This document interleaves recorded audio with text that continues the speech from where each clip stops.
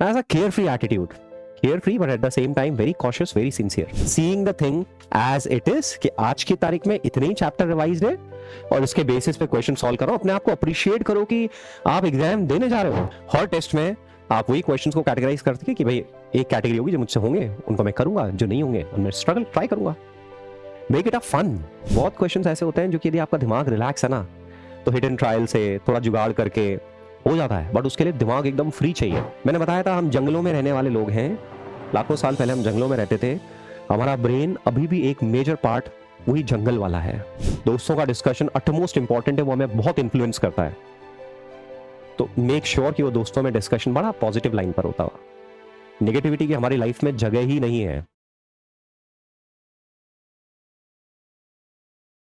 सो इस समय क्या इंपॉर्टेंट है और आगे जब तक आप एग्जाम से फ्री नहीं हो जाते हो आपके लिए इंपॉर्टेंट ये है कि आप एग्जाम देने के लिए मेंटली रेडी हो, irrespective of the outcome. Irrespective of the outcome आप एग्जाम को विलिंगली देने जा रहे हो. वॉलंटरी पार्टिसिपेशन है आपका, मजबूरी में पार्टिसिपेशन नहीं है. It is a match. खेलना है, जितना ऑन द स्पॉट आता होगा उसे फियर फ्री होके करना है, एंजॉय करते हुए करना है. और जो नहीं आता होगा उसमें दो तरह के कंपोनेंट होंगे. एक कंपोनेंट जो कि हम थोड़ा कर सकते थे बट थोड़ा इधर उधर हो गया, वो सीखना है. और एक कंपोनेंट कि हमारा अभी सिलेबस रिवाइज ही नहीं है, तो अपने आप को एश्योरेंस देना है जब रिवाइज करेंगे तब सॉल्व करेंगे. As a care free attitude. Care free but at the same time very cautious, very sincere. एकदम केयर फ्री एटीट्यूड. ठीक है, आया जो आया, करूंगा अभी. ये बार बार अपने को ध्यान दिलाना, अभी इतना स्कोर आ रहा है फिर उसमें क्या होगा. उस साइकोलॉजिकल ड्रामा से बाहर निकलना. Seeing the thing as it is कि आज की तारीख में इतने ही चैप्टर रिवाइज्ड है और इसके बेसिस पे क्वेश्चन सॉल्व करो. अपने आप को अप्रिशिएट करो कि आप एग्जाम देने जा रहे हो. एग्जाम दिए हो आप, बिना डर के एग्जाम देने की कोशिश की आपने. आपको हर जगह कांटों में फूल देखने हैं. मोस्टली कांटे होंगे, कुछ ही फूल होंगे. मोस्टली कांटे होंगे, कुछ ही फूल होंगे. और आपको अपनी प्रैक्टिस करनी है, अपना माइंडसेट प्रिपेयर करना है कि आपको फ्लावर्स दिखे, आपको पॉजिटिविटी दिखे. तो इस टेस्ट पेपर को देखो और आप टेंशन करने बैठ जाओ, आप अपने आप को लो फील कराने बैठ जाओ तो you will get an number of things.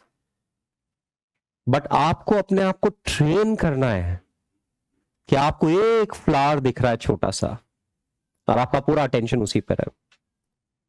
ये एटीट्यूड है जो ये पढ़ाई, ये पूरा प्रोसेस हमें डेवलप करने का बहाना दे रहा है, जो कि हमारे लाइफ लॉन्ग काम आएगा. तो इसको केवल टेस्ट 28 के स्कोर तक सीमित मत रखो. टेस्ट 28 से अकाउंट शायद 50, 55, 60 तक जाएगा अकाउंट. लास्ट तक टेस्ट 60 तक चले जाएगा अकाउंट. तो नेक्स्ट 30, 35 टेस्ट जो होने हैं, हर टेस्ट का वेलकमिंग एटीट्यूड. हर टेस्ट में आप विलिंगली, वॉलंटरीली पार्टिसिपेट कर रहे हो. हर टेस्ट में आप वही क्वेश्चंस को कैटेगराइज करते हैं कि भाई एक कैटेगरी होगी जो मुझसे होंगे उनको मैं करूंगा, जो नहीं होंगे उनमें स्ट्रगल ट्राई करूंगा. Make it a fun. Parents क्या कह रहे हैं, कोई और क्या कह रहा है, कोई दूसरे टीचर्स क्या कह रहे हैं, डिस्पाइट दैट आप अपने लिए उसको फन की तरह लाने की कोशिश करो. और जब फन आएगा तो अपने आप नेचुरली चीजें होने लगेंगी. बहुत क्वेश्चंस ऐसे होते हैं जो कि यदि आपका दिमाग रिलैक्स है ना तो हिट एंड ट्रायल से थोड़ा जुगाड़ करके हो जाता है, बट उसके लिए दिमाग एकदम फ्री चाहिए. दिमाग टेंस हो गया तो सामने लिखी हुई चीज नहीं दिखेगी. तो see the paper as it is. Don't build up psychological emotional drama around it.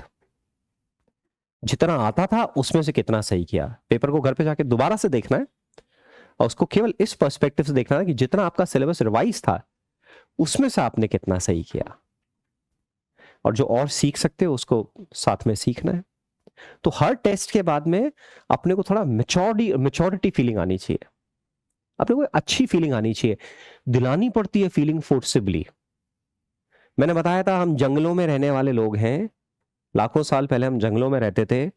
हमारा ब्रेन अभी भी एक मेजर पार्ट वही जंगल वाला है, which sees everything as a threat. Sees everything as a threat.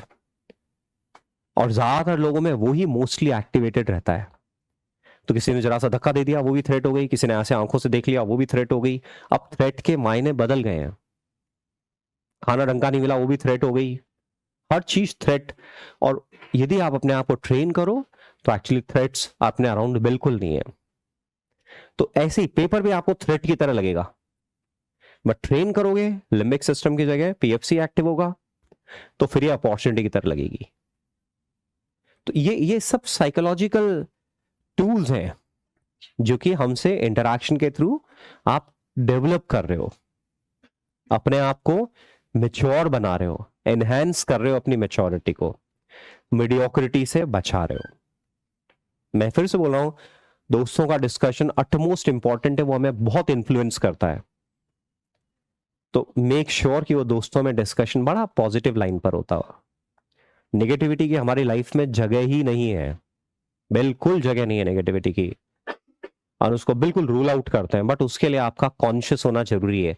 आपको मालूम ही नहीं पड़ेगा कि आप नेगेटिव टॉक कर रहे हो, आपको मालूम नहीं पड़ेगा आप डिस्ट्रक्टिव टॉक कर रहे हो, आप अपने आप को डीमोरलाइज कर रहे हो, आप अपनी एस्टीम डाउन कर रहे हो, आपको मालूम ही नहीं पड़ेगा।